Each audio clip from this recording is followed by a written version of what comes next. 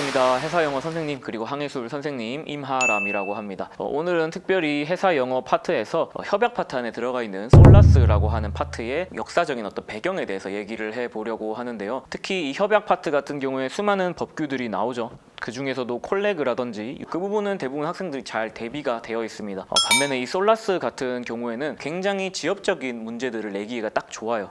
두께를 보면 책이 이렇게 두껍죠. 그래서 그 안에 수많은 어떤 선박 설비라든지 화재 장비라든지 구명 장비라든지 이런 것들에 대한 기준 그리고 규정, 규격, 숫자들이 굉장히 많이 나옵니다. 뭐 몇 미터 이상이 돼야 된다, 혹은 뭐 길이가 얼마 이상이 돼야 된다, 저는 몇 시간 이내에 뭐 몇 분 이내에 들어가야 된다, 이런 것들이 굉장히 많이 나오게 되는데, 그러한 이유에서 많은 학생들이 까다로워하고 좀 불안해하는 어떤 부분이지 않을까 싶어요. 그렇다면 왜 이렇게 솔라스에서는 어떤 숫자들의 그리고 기준들의 집착을 하는가, 그게 참 궁금하죠. 그 역사적인 배경을 보면은 그 이유를 알 수가 있습니다. 이 역사적 배경은 1912년에 타이타닉호 침몰 사건으로 거슬러 가면 알 수가 있습니다.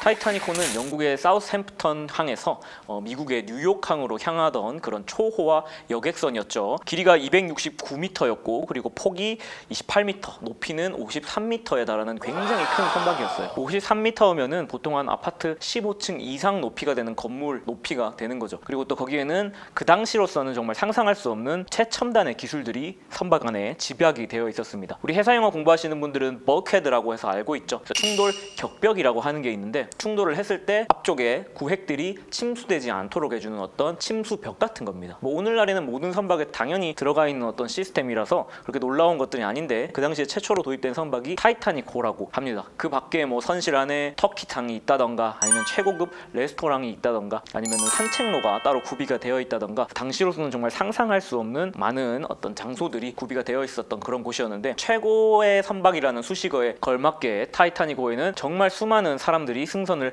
했었습니다. 약 2224명에 달하는 사람들이 승선을 타이타닉호에 했었고, 그리고 그 중에는 굉장히 유명한 부호들이라든지 혹은 미국과 영국의 유명 인사들이 승선을 했었어요. 특별히 그 중에는 존 제이콥 이스터라는 엄청난 부자도 있었죠. 존 제이콥 이스터는 부동산 업자였습니다. 그 사람 같은 경우에 얼마나 유명하고 얼마나 부자였냐면은, 타이타닉호 사망 사건이 아니더라도 만약에 그 사람이 그냥 나이가 들어서 작고를 했다 그런다고 해도 기사에 아마 대서특필 될 법한 그런 유명 인사였다라고 해요. 이스터 같은 경우에는 그 당시에 구명보트에 탈 수 있었음에도 불구하고 아일랜드계 여성에게 자리를 양보하고 승선을 하지 못해서 타이타닉호와 함께 침몰을 했다라고 합니다. 어쨌든 이 타이타닉호가 출항을 하고 나서 북대서양에 항해를 시작을 했을 때쯤에 그 부근에 굉장히 많은 빙산들이 있었어요. 결국에 이 타이타닉호는 그 빙산과 충돌을 했고 굉장히 많은 사상자를 내는 사고가 일어나고 맙니다. 충돌 사고로 타이타닉호는 두 명이 나고 침몰을 하게 됩니다. 이 충돌 사고로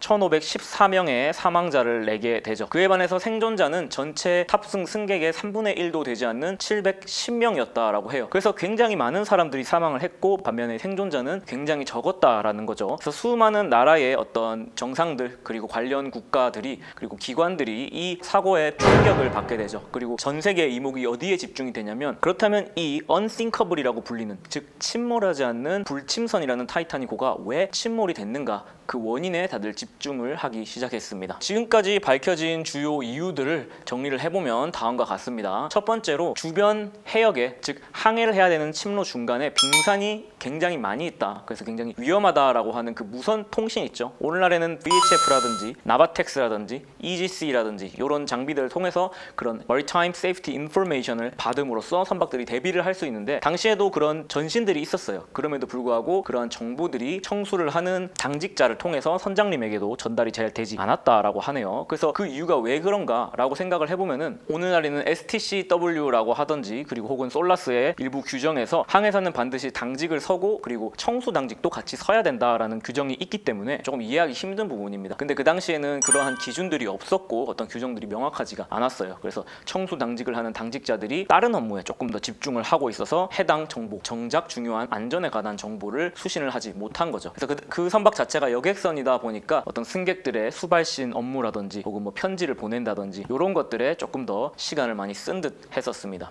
그리고 두 번째 이유는 제대로 된 견시가 이루어지지 않았다라는 중요한 부분입니다. 우리가 견시를 회사 영어로 하면은 lookout이라고 하죠. 콜레그에서는 견시를 굉장히 강조를 하고 있습니다. 거기서 뭐라고 얘기를 하고 있냐면 모든 선박은 항상 적절한 견시를 유지를 해야 되는데 시각이든 청각이든 기타 그 밖에 모든 수단을 사용해서든 견시를 철저하게 해야 된다라는 부분이 나와 있죠. 그중에서 우리가 알고 있기로는 가장 직관적인 견시의 방법이 육안으로 직접 보는 거죠. 눈으로 직접 보는 건데 그때 보통 binoculars라고 하는 쌍안경을 가지고서 이렇게 견시를 하게 됩니다. 그게 굉장히 중요한데 타이타닉에서 그런 견시가 제대로 이루어지지 않았다라는 그러한 증언들이 많이 나왔죠. 근데 실제로 타이타닉에 그런 쌍안경이 없었느냐 하면은 그건 아니었습니다. 분명히 그런 쌍안경들이 구비가 되어 있었는데 문제가 뭐였냐면 출항할 때 그 쌍안경을 구비해 놓는 함 있죠. 그것을 여는 열쇠가 제대로 인계되지 않았다라는 사실이 뒤늦게 밝혀지게 됐던 거죠. 그러다 보니까 야간에 조금 더 정확한 견시를 할 수가 없었고 빙하가 전방에서 다가오고 있다라는 사실을 빠르게 인지하지 못했던 겁니다.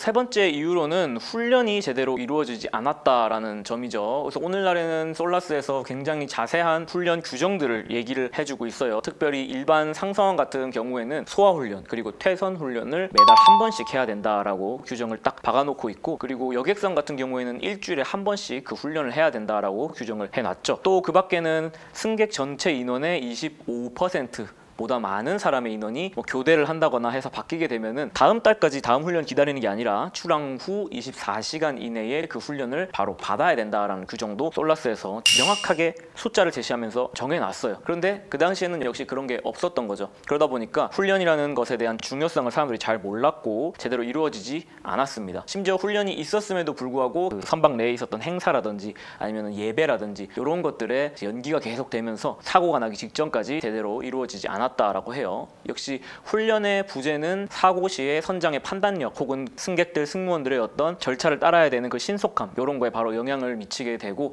사고 후에 조금 더 피해를 키우는 어떤 원인이 되지 않았나 싶습니다. 그리고 마지막으로 사고가 난 이후에 조금이라도 사람들의 생명을 지킬 수 있는 게 구명 보트죠. 혹은 구명 뗏목 같은 것들에 사람들이 이제 올라타고 탈출 시에 생명을 유지할 수가 있는데 그러한 어떤 구명정의 인원에 대한 부분에서 타이타닉호 전체의 승선 인원을 충족시키지 못했다라는 점도 피해를 굉장히 크게 키웠다라는 큰 원인으로 지목이 됩니다. 그래서 이러한 어떤 여러 가지 원인들을 쭉 훑어봤을 때 한 가지 공통점을 찾을 수가 있습니다. 그 공통점이 뭐냐면 바로 어떤 명확한 기준이 어느 곳에도 적용되지 않았다라는 거죠. 장비부터 시작해서 소프트웨어적인 어떤 훈련에 대한 영역까지 단 한 부분도 어떤 명확한 법적인 기준이 없었다라는 거. 그래서 이 타이타닉호라고 하는 엄청난 참사가 벌어지고 나서 세계 각국의 정상들과 관련국들이 드디어 그 심각성을 깨닫게 된 거죠. 그래서 모이게 되어서 우리가 더 이상 이렇게 어떤 선박의 절차라든지 혹은 하드웨어적인 설비라든지 이런 것들을 방치해둘 수 없다. 그래서 우리가 하나하나 조사를 해가지고 그에 걸맞는 규정들을 세우자라고 결정을 하게 된 거죠.